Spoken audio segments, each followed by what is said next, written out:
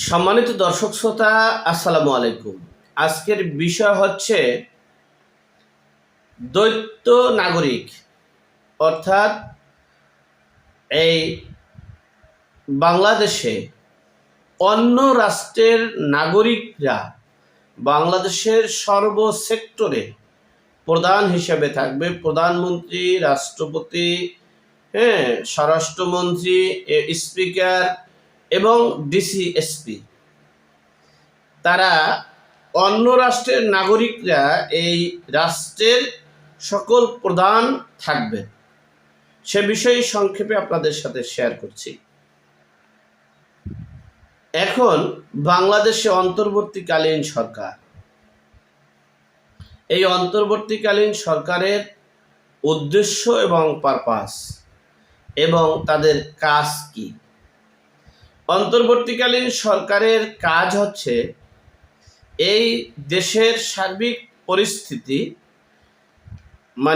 নিয়ন্ত্রণ করে দেশের এবং দেশের জনগণের কল্যাণে পদক্ষেপ নিয়ে একটি অবাধ, সুষ্ঠু, গ্রহণযোগ্য নির্বাচনের পরিবেশ করে 90 দিনের ভিতরে, সংবিধান মতে 90 দিনের ভিতরে একটা নির্বাচন দিবে।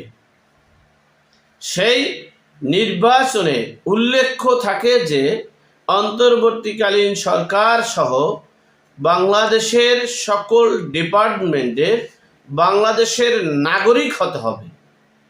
অন্য কোনো রাষ্ট্রের নাগরিকরা বাংলাদেশ সহ কোনো রাষ্ট্রই নেই যে সেই রাষ্ট্রের হস্তক্ষেপ কামনা করতে পারবে।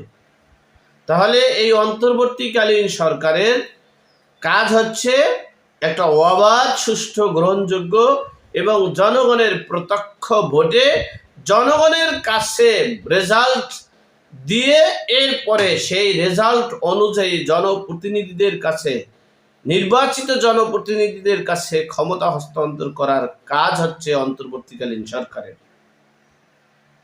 সেখানে সংস্কার একটা কমিশন গঠন করা হয়েছে। যদিও অনেকের কাছে আমার কথা, আমার ভাষা আমাকে দেখতে সুন্দর নাও লাগতে পারে, কিন্তু আমি ইতিপূর্বে যা বলেছি সে কথা অক্ষরে অক্ষরে একবারে স্পষ্ট হয়েছে, প্রমাণিত হয়েছে। যাই হোক, এই অন্তর্বর্তীকালীন সরকারের প্রধান উপদেষ্টা ডক্টর মোহাম্মদ ইউনূস, তিনি বাংলাদেশের নাগরিক নয়। তার জন্ম এখানে হতে পারে, জন্ম বাবা যদি পাকিস্তানের হয়, মা যদি বার্মার হয়, নানার বাড়ি যদি হয় বার্মা আর শ্বশুর বাড়ি যদি হয় আদিবাসী আমেরিকা, তাহলে তার জন্ম, এখন আমার ওয়াইফ গেছে মনে করেন আমেরিকাতে, এখন সেই ওয়াইফের ঘরে একজন বাচ্চা হলো, তার নাম হলো ধরেন নাজমা। এই নাজমা এই জন্য কি ওই দেশের সে নাগরিক? নো। আবার ধরে নিলাম সে ওই দেশের নাগরিক, সে ওই দেশের নাগরিক হওয়ার পরে যদি সে ইন্ডিয়ার নাগরিক হয়, ইন্ডিয়ার নাগরিকত্ব সনদ লাভ করে, তাহলে সে কোথার নাগরিক হইল? লাস্ট যেখানে নাগরিকের সনদ পাইল সেখানেরই সে বৈধ নাগরিক, নট অন্য রাষ্ট্রের নাগরিক। অর্থাৎ সহজ ভাষা আপনাদের বুঝাই, আমার ভোটার আইডি কার্ড ঢাকা 4 আসনে, আমি যখন ভোটার ট্রান্সফার করে যখন আমি এই বেগম খালেদা জিয়ার বাড়ির এলাকার যদি ভোটার বানাই, তাহলে আমি ভোট দেব কোন জায়গায় বসে? এই সেই খালেদা জিয়ার এলাকায় বসে, নাকি? এটাই তো নিয়ম, এটাই বাস্তবতা। ঠিক তেমনি আমাদের অন্তর্বর্তীকালীন সরকারের প্রধান উপদেষ্টা ডক্টর মোহাম্মদ ইউনূস বাংলাদেশের নাগরিক নয়।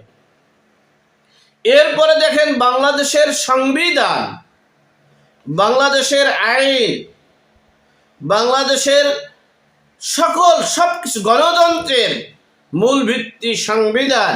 এই সংবিধান তৈরি বা সংবিধান সংস্কারের দায়িত্ব নিয়েছেন তিনি, এদেশের নাগরিক নন। আপনারা তাকে চিনেন, আলী রিয়াজ সাহেব, তিনি এদেশের বাংলাদেশের নাগরিক নন। এরকমের এই যে তাহলে দেখেন বাংলাদেশের সংবিধানটার নাগরিক হলো অন্য রাষ্ট্রের, সংবিধান সংস্কারের নাগরিক হলো অন্য রাষ্ট্রের প্রধান, তিনি হলেন অন্য রাষ্ট্রের, এমনকি অন্য অন্য উপদেষ্টা আছে তার মধ্যেও অন্য অন্য রাষ্ট্রের আছেন। তাহলে আমার দেশের সুবিধা, আমার দেশের জনগণের কল্যাণ কি আমেরিকার নাগরিক বুঝবে, ভারতের নাগরিক বুঝবে, যুক্তরাষ্ট্রের নাগরিক বুঝবে, পাকিস্তানের নাগরিক বুঝবে? বুঝবে না। তাহলে বোঝা গেল এই দেশের এমনকি সংবিধান সংযোজনের ক্ষেত্রে, এই সংস্কারের জায়গায় তারা এই মানে দুইটা নাগরিক যাদের আছে তারা এই দেশের প্রধান, সকল সেক্টরে রাষ্ট্রপতি। আপনারা ইতিমধ্যে তো দেখেছেন রাষ্ট্রপতিকে বহিষ্কার করে রাষ্ট্রপতি বানানো হবে ডক্টর মোহাম্মদ ইউনূসকে, আর ওই ইউনূসের জায়গায় যাকে দেওয়া হবে তিনিও অন্য রাষ্ট্রের নাগরিকের সনদ নাগরিক, এবং সংবিধান সংস্কারের যিনি প্রধান তিনিও অন্য রাষ্ট্রের নাগরিক, বাংলাদেশের নাগরিক নয়। যিনি বাংলাদেশের নাগরিক নয়, যার বাংলাদেশের নাগরিক সনদ নেই, তিনি কিভাবে বাংলাদেশের একটা গুরুত্বপূর্ণ পদে থাকে আমি জানি না, আমার বিবেকে এটা ধরে না। আপনাদের এই বিকৃত মস্তিষ্ক মানুষদের কাছে এটা ধরতে পারে। আমাকে ক্ষমা করে দিবেন, আমি যেটা বলেছি আমি আমার ক্ষুদ্র জ্ঞান অনুযায়ী বলেছি, আমি আমার ক্ষুদ্র জ্ঞান অনুযায়ী বিশ্লেষণ করেছি, আমি আমার ক্ষুদ্র জ্ঞান অনুযায়ী যেটা রিসার্চ করে পেয়েছি সে বিষয় আপনাদের সাথে শেয়ার করছি। তো সুতরাং এই দেশের অবস্থা এখন কোথায় গিয়ে দাঁড়াবে এখন কিছুটা হলো আপনারা অনুভব করতে পারবেন।